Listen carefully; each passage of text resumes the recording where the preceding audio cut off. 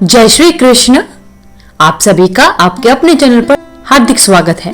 आज की इस वीडियो में हम मार्गशीर्ष माह के महात्म्य का अध्याय सुनेंगे। अध्याय के अनुसार ब्रह्मा जी कहने लगे कि हे भगवान, घंटानाद और चंदन का महात्म्य ठीक ठीक कहिए। उसके बाद भगवान कहने लगे कि हे देवेश, जो स्नान और पूजन के समय घंटानाद करता है उसका फल सुनिए। वह मनुष्य हजारों असंख्य कोटि वर्ष पर्यंत अप्सराओं से सेवित मेरे लोक में वास करता है, क्योंकि घंटा समस्त बाजी और देवताओं का वास कहा गया है। इसलिए सब प्रकार से घंटानाद करावे। समस्त वाद्यमयी मुझको अत्यंत प्रिय है। इसके वादन से शतकोटि यज्ञ का फल प्राप्त होता है। विशेष करके मेरे पूजन के समय मेरी और घंटानाद करे हजार मनवंतर पर्यंत तक तथा असंख्य मनवंतर वर्ष में मैं प्रसन्न रहता हूँ। मृदंग और शंखनाद के ओंकार ध्वनि को मिलाकर अर्थात ओंकार ध्वनि को करता हुआ मेरा पूजन करता है, वह व्यक्ति निरंतर मोक्ष को प्राप्त होता है। हे पुत्र, जिस जगह मेरे सामने नाद से युक्त वैष्णवों से पूजित घंटा स्थित रहता है, वहां पर मुझको स्थित समझो। जो मेरे सामने गरुड़ के चिन्ह से युक्त अथवा सुदर्शन चक्र के चिन्ह से युक्त घंटे को सिद्ध करता है, उसके सब पापों को मैं हर लेता हूँ। मेरे पूजन के समय घंटानाद करता है, उसके 100 जन्मों के पाप को मैं हर लेता हूँ। जो मेरे पूजन के समय अथवा शयन के समय घंटानाद करता है, उसको कोटि गुना फल मिलता है। जो मनुष्य गरुड़ पर स्थित चक्र गदा गद्दे से युक्त तथा लक्ष्मी से युक्त कुछ देवेश का पूजन करता है, उनको देवता दर्शन, व्रत, दान, उपवास और तीर्थ करने की कोई आवश्यकता नहीं होती। जो मनुष्य कलयुग में गरुड़ के ऊपर मेरी मूर्ति स्थापित करेंगे, वह कल्प कोटि वर्ष पर्यंत वास के लिए मेरे परम पद को पाएंगे। जो मेरे सामने मंदिर में या घर में गरुड़ से युक्त घंटा को स्थापित करते हैं, वहां पर सहस्त्र कोटि देवता और तीर्थवास करते हैं।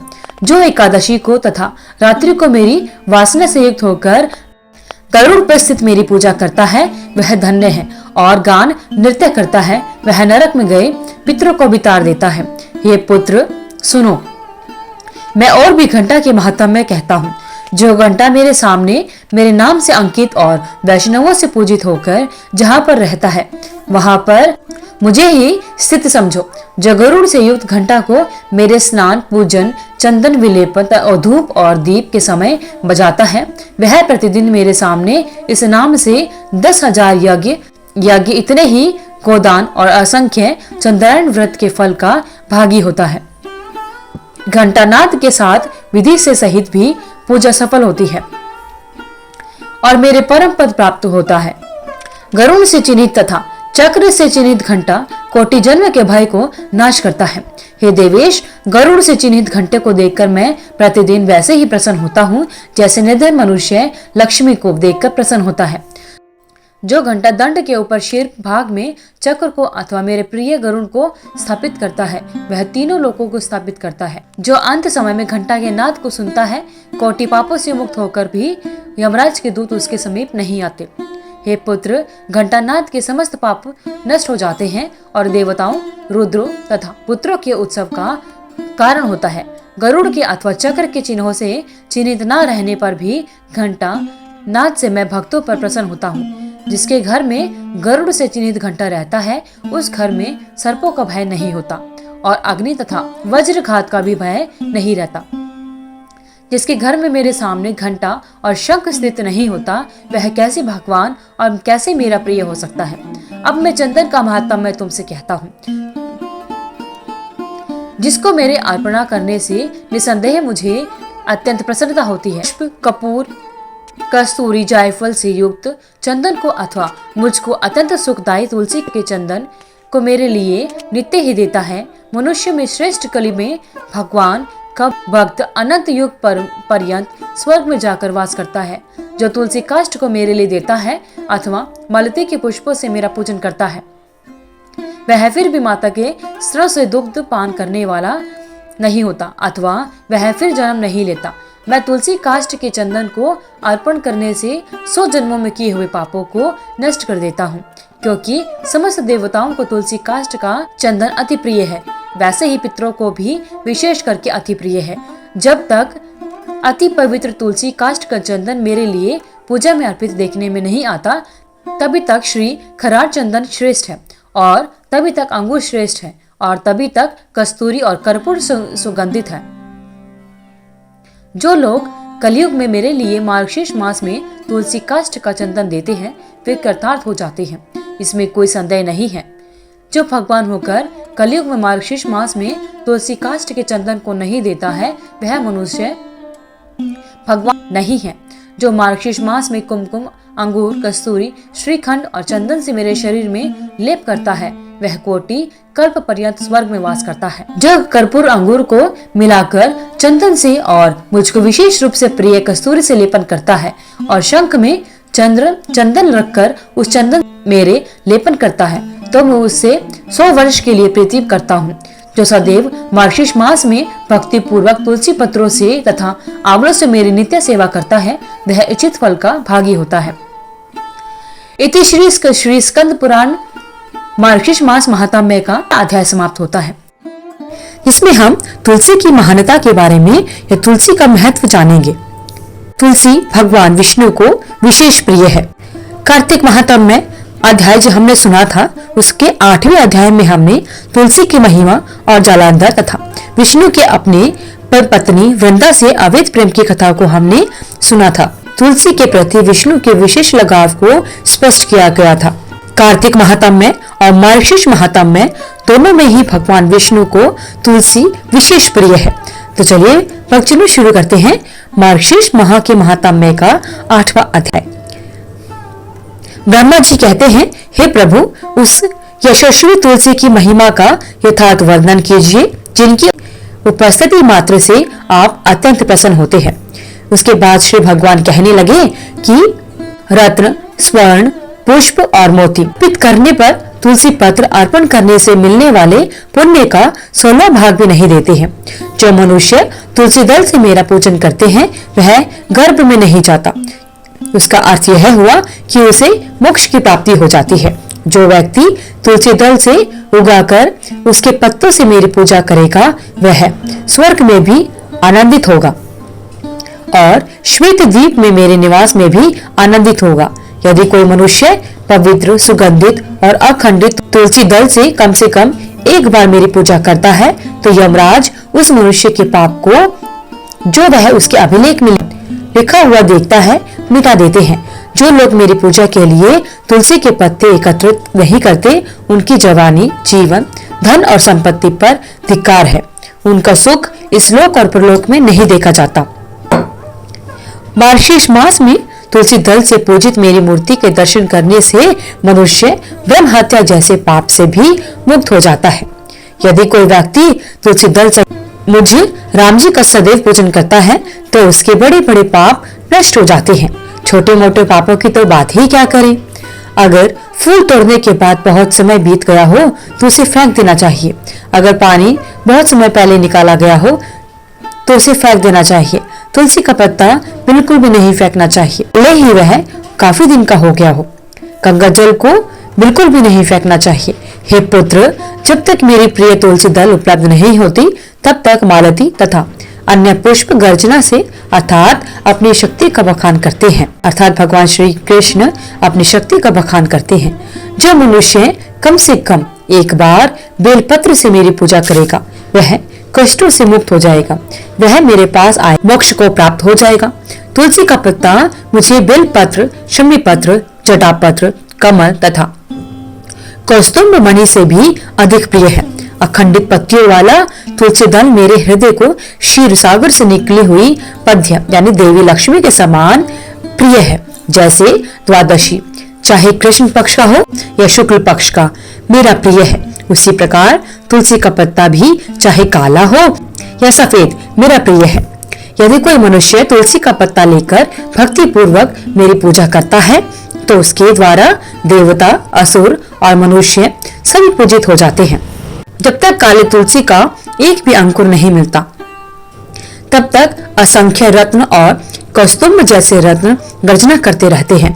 जो व्यक्ति भक्ति पूर्वक भगवान श्री कृष्ण की पूजा श्री कृष्ण तुलसी के साथ करता है वह उज्जवल लोक को प्राप्त होता है, जहाँ श्री विष्णु भी विद्यमान रहते हैं। जो लोग मेरी पूजा के लिए भिक्षुकों और अन्य भक्तों को तुलसी के पत्ते देते हैं वे अचल क्षेत्र यानी मोक्ष को जाते हैं। जो मनुष्य श्याम और श्वेत तुलसी दल से मेरी पूजा करता है वह शरीर त्यागने के बाद शाश्वत वैष्णव गति को प्राप्त करता है। उसके बाद ब्रह्मा जी कहने लगे कि हे केशव, धूपबत्ती की उपयोगिता तथा दीपदान से होने वाले लाभ को मुझे सत्य सत्य बताइए। फिर भगवान श्री कृष्ण कहने लगे कि हे पुत्र, मैं तुम्हें धूपबत्ती का लाभ तथा दीपदान का फल बताता हूँ। यह मुझे बहुत प्रिय है। मार्गशीर्ष मास में अगरबत्ती, कपूर और सुगंधित चंदन से मुझे धूप अर्पित करने से भक्त अपने कुल की 100 पीढ़ियों का उद्धार करते हैं। जो वैष्णव काले घृत की लकड़ी से उत्पन्न धूप से मेरे मंदिर को धूनी देता है वह नरक के समुद्र से मुक्त हो जाता है। यदि कोई व्यक्ति मुझे भैंस के घी और मिश्री से मिश्रित सुगंधित गोंद की धूप अर्पित करता है तो मैं उसे उसकी इच्छा के अनुसार सब कुछ प्रदान करता हूँ। गोंद राल का धुआं देने से सभी विपत्तियां दूर हो जाती हैं। काले घृत की लकड़ी से अनेक प्रकार की मनोकामनाएं पूरी होती हैं। काली धूप शरीर और निवास को पवित्र करती है। शाल वृक्ष के राल युक्त श्राव की धूप यक्षों और राक्षसों का नाश करती है। धूप में 10 घटक होते हैं जैसे चटी का फूल, इलायची, गोंद, राल, हरित की कूट, एक प्रकार का चंदन होता है, साल के पेड़ का रस, गुड़, सैला और अक्षदा के साथ नख। यदि कोई व्यक्ति मुझे मार्गशीर्ष मास में 10 द्रव्य से युक्त धूप अर्पित करता है जो मुझे बहुत प्रिय है तो मैं उसे अत्यंत दुर्लभ वस्तुएं, बल, पोषण, पुत्र, पत्नी और भक्ति प्रदान करता हूँ। मनुष्यों को मुस्ता एक प्रकार की घास होती है कि मुस्ता की धूप अच्छी लगती है। गुड़ की धूप शुभता और दूसरों पर विजय दिलाने वाली होती है। जो मनुष्य मार्गशीर्ष मास में मेरे सामने अर्पित करता है वह सभी पापों से मुक्त होकर मुझे प्राप्त होता है। मेरे लिए अर्पित धूप के बचे हुए भाग से जिसके अंग पोछे गए हैं उसे आकाश, पृथ्वी या वायुमंडल से आने वाली किसी भी भय का भय नहीं रहता। यदि मार्गशीर्ष मास में मेरे सामने अखंड श्रद्धा पूर्वक धूप जलाया जाए तो उस मनुष्य को कोई कष्ट नहीं होगा, उसे सभी प्रकार की संपत्ति प्राप्त होगी। अगरबत्ती सुंदरता प्रदान करती है। अगरबत्ती अत्यंत पवित्र करने वाली होती है। वृक्ष से निकलने वाला रस दिव्य होता है। यह अत्यंत पवित्र और पवित्र करने वाला होता है। अब मैं दीपों की उत्तम प्रभावकारिता का वर्णन करूंगा। यदि इन्हें अर्पित किया जाए तो मनुष्य निसंदेह वैकुंठ को जाता है। जो मनुष्य अनेक बत्तियों वाला घी से भरा हुआ दीपक विधि पूर्वक जलाता है वह 1 करोड़ कल्पों तक स्वर्ग में वास करता है। जो मनुष्य मार्गशीर्ष मास में मेरे सामने प्रकाश को लहराते हुए देखेगा वह 7 जन्मों तक ब्राह्मण के रूप में जन्म लेगा और अंत में परम गति को प्राप्त करेगा। हे श्रेष्ठ ब्राह्मण, जो व्यक्ति मेरे सामने भक्ति पूर्वक जला हुआ कपूर लहराता है मुझ अनंत में प्रवेश करेगा। हे पुत्र, यदि निराजन किया जाए तो सब कुछ पूर्ण हो जाता है। भले ही मेरे लिए की गई पूजा मंत्रों और अनुष्ठानों से रहित हो। जो मनुष्य मार्गशीर्ष मास में कपूर का दीपक जलाता है उसे अश्वमेध यज्ञ का फल मिलता है तथा वह अपने कुल का उद्धार करता है। जो मनुष्य मेरे सामने ब्राह्मणों के सामने तथा चौराहे पर दीपक जलाता है वह अत्यंत बुद्धिमान, पूर्ण ज्ञानी तथा तीक्ष्ण दृष्टि वाला हो जाता है। जो मनुष्य मार्गशीर्ष मास में मेरे सामने घी या तेल का दीपक जलाता है उसका पुण्य सुनो। वह अपने सभी पापों से मुक्त होकर हजारों सूर्यों के समान तेजस्वी हो जाता है। वह एक चमकदार हवाई रथ पर सवार होकर मेरे लोक में जाता है जहां उसका सम्मान किया जाएगा। अतः चतुर भक्त को अवश्य ही दीपदान करना चाहिए। जो दीपदान के बाद उसे बुझा देता है वह अवश्य ही नरक में जाता है। हे श्रेष्ठ ब्राह्मण, जो पापी लोभ या द्वेष के कारण दीपक को हटा देता है वह दीपक हटा लेने के कारण अंधा और गूंगा हो जाता है। बोले भगवान श्री हरि विष्णु की जय। तो इस प्रकार भक्तजनों, मार्गशीर्ष मास के महात्म्य का 8वां अध्याय संपूर्ण होता है। कल की वीडियो में हम मार्गशीर्ष मास के महात्म्य का 9वां अध्याय सुने। यज्ञ को करने वाला, यज्ञ को करना, वेदों को पढ़ना, दान देना तथा तीर्थों में स्नान करना, संन्यास तथा योग को धारण करने से मैं किसी की वशीभूत नहीं होता, किंतु मार्गशीर्ष मास में स्नान, दान, पूजन, ध्यान, मौन, जप आदि करने से मैं सहज ही वश में हो जाता हूँ।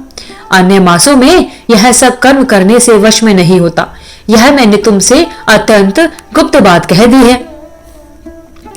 सर्वत्र निवास करने वाले देवताओं ने जब मेरी प्राप्ति के लिए यह अत्यंत सुलभ उपाय देखकर अन्य धर्म आदि सर्वन से इस मार्गशीर्ष को गुप्त कर दिया, अतः मेरे भक्तों को मेरी प्राप्ति के साधन समझकर मार्गशीर्ष मास का सेवन अवश्य करना चाहिए।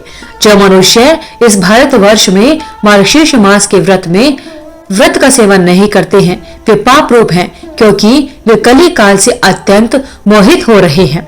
हे वत्स, 8 मासों में स्नान, दान, व्रत, पूजन से जो फल मनुष्य को प्राप्त होता है, उतना ही फल मकर के सूर्य होने पर माघ मास में हो जाता है।